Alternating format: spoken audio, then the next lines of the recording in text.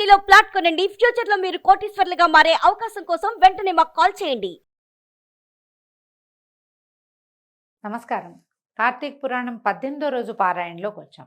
ఈరోజు సంకటహర చతుర్థి ఉందండి. ఎవరైనా సంకటహర చతుర్థి చేసుకునే అలవాటు ఉన్నవాళ్ళు పగలు ఉపవాసం చేసుకుని సాయంకాలం గణపతి ఆరాధన ముగించుకుని చుక్కలను చూశాక, చూడకపోయినానండి చీకటి పడ్డాక భోజనం చేసే విధానం నడుస్తుంది. ఎవరైనా చేయదలుచుకున్న వాళ్ళు చేసుకోవచ్చు.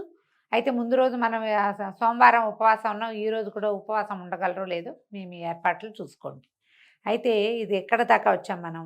నారద మహర్షి పృథు చక్రవర్తి మాట్లాడుకుంటున్న దాని గురించి చెప్తున్నాం అనమాట. నారదుడు చెప్పిందంతా విన్న పృథు చక్రవర్తి, ఓ దేవర్షి, కార్తీక మాసపు గొప్పతనాన్ని వివరించి నన్ను ధన్యుణ్ణి చేసావు.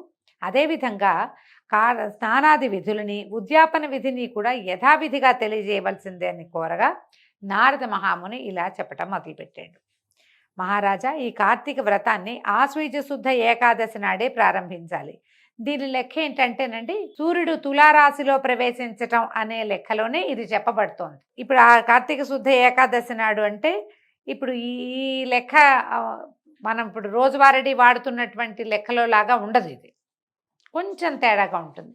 మనకి కార్తీక మాసం ప్రారంభంతో మనం వ్రతం మొదలు పెట్టుకుంటాం కదా, వీళ్ళు ఆశ్వీజ మాసంలోనే చెప్తున్నారనమాట. విధానం మనం ఇది పాటించినా పాటించకపోయినా పురాణంలో ఉన్నది మాత్రమే చెప్తాం. ఎందుకంటే సూర్యుడు తులారాశిలో ఎప్పుడు ప్రవేశిస్తాడు? ఇంచుమించుగా ఆశ్వీజం సగపడి అయిపోయిన తర్వాత ప్రవేశిస్తాడు. ఆ సూర్య ప్రవేశానికి ముందు నుంచే ఇది చేయబడుతోందన్నమాట. ముఖమార్జనం చేయని వారికి మంత్రాలు పట్టివ్వవు కాబట్టి ముఖమును జిహ్వను శుభ్రంగా ఉంచుకోవాలి.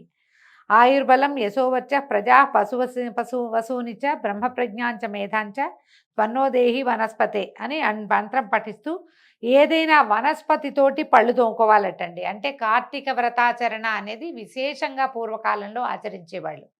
వీళ్ళు ఏ వస్తువులు వాడాలి, ఏమి తినాలి, ఏమి తినకూడదు అనేది ఒక ప్రత్యేకమైన నియమాలు ఉన్నాయండి. పురాణం ప్రకారం తెలుసుకోబోతున్నాం. మన వైపు అంతా కూడా దొరుకుతుంది. దాని పేరు ఏమిటో జ్ఞాపకం రావట్లేదు నాకు. ఎవరికైనా గుర్తొస్తే మెసేజ్లు పెట్టండి. మీరు పళ్ళు తోముకోవడానికి వాడుకుంటాం. ఈ పళ్ళు తోమ ఎందుకు? అలా వనస్పతితో వేపతో అయినా పళ్ళు తోముకోవచ్చు, వేపలతోటైనా, లేదా ఏదైనా వనస్పతితోటి మూలికలతోటి దంతమార్జనం చేసుకోవాలట. దంతధావనం చేయాలి. క్షయతిథుల్లోనూ ఉపవాస దినాల్లోనూ పాడ్యమి, అమావాస్య, నవమి, సప్తమి, కృష్ణపక్ష సప్తమి, సూర్యచంద్ర గ్రహణాలు ఈ వేళల్లో దంతధావనం చేయకూడదు. దంతధావనం చేయకూడని తిథులు కూడా కొన్ని ఉన్నాయట. అక్కడి నుంచి ఈ కొన్ని చెట్ల పుల్లలు ఏమేమి చెప్పారు? ముళ్ళ చెట్లు, పత్తి, వావిలి, మోదుగా, మర్రి, ఆముదం చెట్ల యొక్క పుల్లలతోటి దంతధావనం చేసుకోకూడదు. తుమ్మ పుల్లలతోటి కూడా పళ్ళు తోముకుంటారండి. నాకు తెలుసు, మా ఊళ్ళల్లో వాడతారు. వేపుల్ల, తుమ్మ పుల్ల అంటారు. అయితే దంతధావనం తర్వాత భక్తి నిర్మల బుద్ధి కలవాడే గంధ పుష్పతాంబూలాదాలను గ్రహించి శివాలయానికి కానీ విష్ణువాలయానికి కానీ వెళ్ళి అక్కడ దైవతాలకు అర్ఘ్యపాత్యాది ఉపచారాలను ఆచరించి స్తోత్ర నమస్కారాలు సమర్పించి నృత్య గీత వాద్యాది సేవలను అందజేయాలి. దేవాలయంలోని గాయకులు, నర్తకులు, తాళమృదంగాది వాద్య విశేష విద్వాంసులు వీరందరినీ విష్ణు స్వరూపులుగా భావించి పుష్పతాంబూలాదులతోటి అర్చించాలి. కృతయుగంలో యజ్ఞము, ద్వాపరంలో దానము భగవత్ప్రీతికరాలు కాగా ఈ కలియుగంలో భక్తియుక్తమైనటువంటి సంకీర్తనం ఒక్కటే భగవంతునికి సంతోషాన్ని కలిగిస్తుంది. హరిహర, దుర్గా, గణేష, సూర్యారాధనలకు ఉపయోగించకూడని పువ్వులు. ఏమిటి ఆ పువ్వులు? ఏమిటి? ఏ పువ్వులు వాడచ్చు, ఏ పువ్వులు వాడకూడదు, ఎలాంటి దండలు మెల్లో వేయాలి, ఎలాంటి దండలని సమర్పించాలి, పుష్పమాలిక సమర్పణం ఏది చేయాలి, ఏ పువ్వులతోటి అర్చించాలి అనే ప్రశ్నకి చెప్తున్నారు.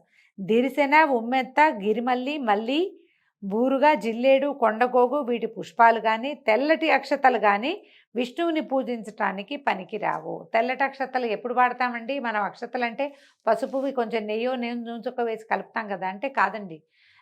శివారాధన చేసేటప్పుడు రుద్రాభిషేకాలకి వాటికి ధవళాక్షతలు వాడడం ఒక విధానంగా కనపడుతుంది. అయితే అదేవిధంగా జపాకుసుమాలు అంటే మందార పూలు, మొల్ల పుష్పాలు, దిరిసిన పూలు, బండి గురువింద, మాలతి పుష్పాలు ఈశ్వరుని పూజించడానికి తగవు.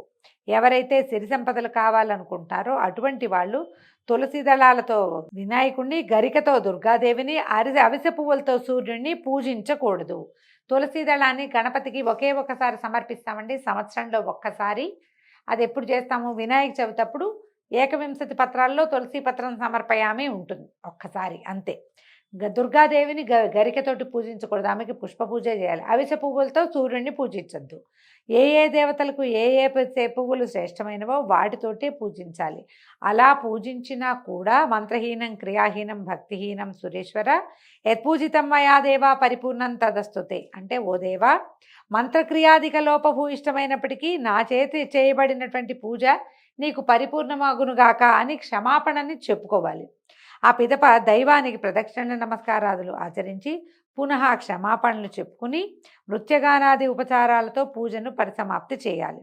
ఎవరైతే కార్తీక మాసంలో ప్రతిదినము రాత్రి శివ పూజను కానీ విష్ణు పూజను కానీ ఆచరిస్తారో వాళ్ళు సమస్త పాపాల నుండి విడిపడిన వాళ్ళై వైకుంఠాన్ని పొందుతారు. ఇందులో విశేషంగా చెప్తారంటే ఉదయకాలాదుల్లో విష్ణువార్చన, సాయంకాలాల్లో శివార్చన చాలా విశేషమైనవి. మనం దేవాలయాలకు వెళ్ళేటప్పుడు కూడా పొద్దుటి పూటే విష్ణువాలయానికి వెళ్ళాలి, సాయంకాలం శివాలయానికి. ఈ కార్తీకంలో సాయంకాల శివారాధన చాలా విశేషమైనదిగా చెప్తారు. ప్రదోష వేళ అర్చన మంచిది. నారదుడు ఇంకా చెప్తున్నాడు, ఓ రాజా మరింత వివరంగా చెప్తాను విను. వ్రతస్థుడు అంటే ఎవరైతే కార్తీక వ్రతం చేయదలుచుకున్నారో వాళ్ళు, ఓవేళ మనం నెలంతా చేయకపోతే ఏ ఏ పర్వదినాల్లో మనం చేయదలుచుకున్నామో వాళ్ళకు కూడా ఇది చెప్తున్నారనమాట.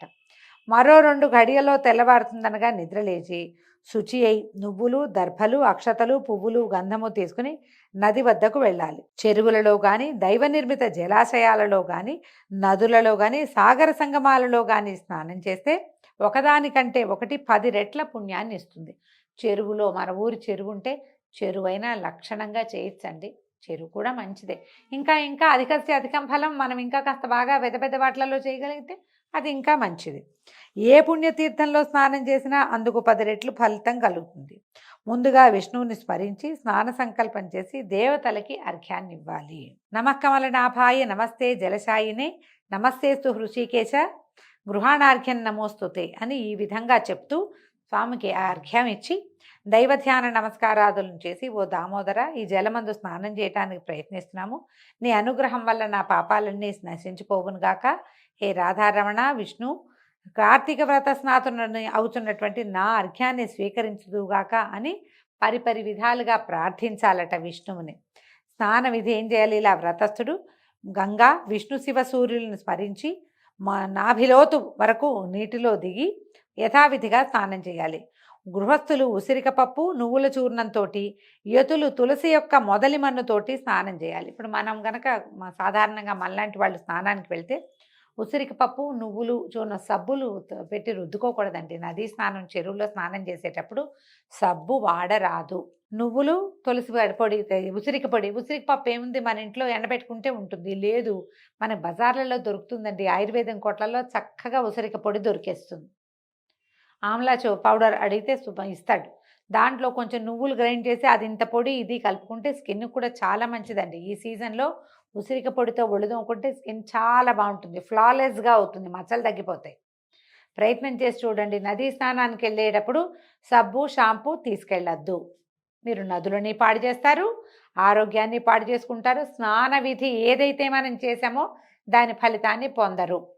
పొరపాటును కూడా నదీ స్నానంలో సబ్బు వాడకూడదు. అయితే ఈ యతులు ఎవరైతే యతీశ్వరులు ఉంటారో వాళ్ళు తులసి యొక్క మొదలి మనతో, తులసి చెట్టు తాలూకు మూలంలో ఉండే మట్టితోటి స్నానం చేయాలట.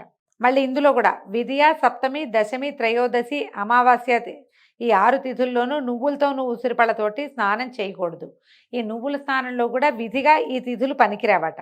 శరీర శుద్ధికి స్నానం చేసి ఆ తర్వాతనే మంత్ర స్నానం చేయాలి. ముందు మామూలుగా ఒళ్ళుదోముకోవటం అలాంటివి చేసేసి ఆ తర్వాత మంత్రస్నానం తర్వాత చేయాలట. స్త్రీలు తదితరులు బ్రాహ్మణేతరులు పురాణోక్త మంత్రాలతోటే స్నానం చేయాలి. స్త్రీలకి తప్పకుండా స్నానానికి ఎవరైనా మంత్రం చెప్పుకునే వాళ్ళు దొరకాలండి. మంత్రం చెప్పుకుని స్నానం చేయటం పురాతనమైన తెలుగు నావలలో పుస్తకాల్లో మన శ్రీపాద సుబ్రహ్మణ్య శాస్త్రి గారి కథల్లో కూడా మంత్రం చెప్పించుకుని స్నానం చేయటం అనేది కనపడుతుందండి. పురుషులకు అక్కర్లేదు, స్త్రీలకి మంత్ర విధి స్నానం అవసరమట. భక్తిగమ్యుడై ఎవరు దేవకార్యార్థం త్రిమూర్త్యాత్మకుడయ్యాడో సర్వపాపహరుడైనటువంటి ఆ విష్ణువు నన్ను స్నానముచే పవిత్రుని చేయుగాక. విష్ణువాజ్ఞాపరులైన ఇంద్రాది సమస్త దేవతలు నన్ను పవిత్రుని చేయుదురుగాక. రహోయజ్ఞ మంత్రబీజ సంయుతాలైన వేదాలు వశిష్ఠ కశ్యపాది మునివరిష్ఠులు నన్ను పవిత్రుని చేయుదురుగాక. గంగాది సర్వనదులు, తీర్థాలు, జలధారలు, నదీ నదాలు, సప్తసాగరాలు, హ్రదాలు అంటే చెరువులు నన్ను పవిత్రుని చేయుగాక. ముల్లోకాల్లోనూ గల అరుంధత్యాది పతివ్రతామ తల్లులు, యక్షసిద్ధ గరుడాదులు, ఓషధులు, పర్వతాలు నన్ను పవిత్రుని చేయుగాక. ఉపరిమంత్రయుక్తంగా స్నానం చేసి చేతియందు పవిత్రాన్ని ధరించి, పవిత్రం అంటే దర్భతోటి చేస్తారండి, దాన్ని పవిత్రం అంటారు. ఇది బ్రాహ్మణులకు ప్రత్యేకమైన విషయం, వాళ్ళ దగ్గర అవకాశం ఉంటుంది, వాళ్ళు చేస్తారు. అది దేవ ఋషి పితృతర్పణాలను విధిగా చేయాలి. మనం ఎవరితోటైనా బ్రాహ్మణేతరులు కూడా ఎవరితోటైనా మంత్రం చెప్పించుకుంటే వాళ్ళు పవిత్రం పెడతారు మన చేతికి. గమనించండి, ఇది మామూలుగా అన్ని చోట్ల కుదరదు, కానీ ఏదైనా నదాలు, గంగా నది, ఇలా మనం నదీ స్నానాలకు వెళ్ళినప్పుడు అక్కడ ఎవరైనా పురోహితుడు దొరికితే ఈ అవకాశం కుదురుతుంది. దేవ ఋషి పితృతర్పణాలని విధిగా చేయాలి. కార్తీక మాసంలో పితృతర్పణ పూర్వకంగా ఎన్ని నువ్వులైతే విడవబడతాయో అన్ని సంవత్సరాల పాటు అతని యొక్క పితృదేవతలు స్వర్గంలో నివసిస్తారట. ఈ తర్పణానంతరం నీటి నుంచి తీరానికి చేరి ప్రాతకాల అనుష్ఠానం, సంధ్యావందనాది విధులు ఏమైనా ఉంటే అవి నిర్వహించుకుని విష్ణు పూజను కానీ శివ పూజను కానీ చేసుకోవాలి. తర్వాత అర్ఘ్యమంత్రాలు అర్ఘ్యం సమర్పించి క్షేత్రతీర్థ దైవతాలని స్మరించి సమర్పించాలి. అనంతరం పారీణులైనటువంటి బ్రాహ్మణులకు భక్తిపూర్వకంగా గంధతాంబూలాదులనిచ్చి పూజించి నమస్కరించాలి. కుడిపాదమందు సర్వతీర్థములు, ముఖమందు చతుర్వేదములు, అవయవములందు సర్వదేవతలతోటి అలరారే బ్రాహ్మణ పూజ వలన పవిత్రుడనవుతున్నాను అని చెప్పుకోవాలి. అటు పిమ్మట కార్తీక వ్రతస్థుడు హరిప్రియమైనటువంటి తులసికి ప్రదక్షిణమాచరించి దేవతలచే నిర్మింపబడి మునులచే పూజింపబడిన విష్ణుప్రేయసివగువో తులసి, నీకు చేస్తున్న ఈ నమస్కారము నా పాపములను నశింపచేయగాక అని నమస్కారం చేసుకోవాలి. తదుపరి అంటే తులసి పూజ చాలా విశేషంగా కార్తీకంలో కనపడుతుందండి. మన ఇంట్లో తులసి చెట్టు ఉంటే ఈ కుండీని తాకి, మూలను తాకి నమస్కారం చేసుకుంటే మంచిది. ఒకవేళ ప్రదక్షిణ చేసే అవకాశం బృందావనం మధ్యలో ఉంది, ప్రదక్షిణ మార్గం కుదురుతుందంటే ప్రదక్షిణ పురుషులు కూడా చేస్తే మంచిదండి. ఈ కాలంలో చాలా విశేషమని చెప్తున్నారు. తదుపరి స్థిరబుద్ధి కలవాడై హరికథ పురాణ శ్రవణాదుల్లో పాల్గొనాలి. ఇప్పుడు నేను చెప్పినట్టుగా ఏ భక్తులైతే ఆచరిస్తారో వాళ్ళు తప్పనిసరిగా దైవ సాలోక్యాన్ని పొందుతారు. సమస్త రోగహారకము, పాపమారకము, సద్బుద్ధిదాయకము, పుత్రపౌత్ర ధనప్రదము, ముక్తికారకము, విష్ణుప్రీతికరము అయినటువంటి కార్తీక వ్రతాన్ని మించింది కలియుగంలో మరొకటి లేదని నారద మహాముని పృథు చక్రవర్తికి తెలియజేస్తున్నాడని సూత మహాముని చెప్తున్నారండి. దీంతో 18వ రోజు పారాయణ పూర్తయింది. రేపు ఉదయం 19వ రోజు పారాయణలో కలుసుకుందాము. నమస్కారం.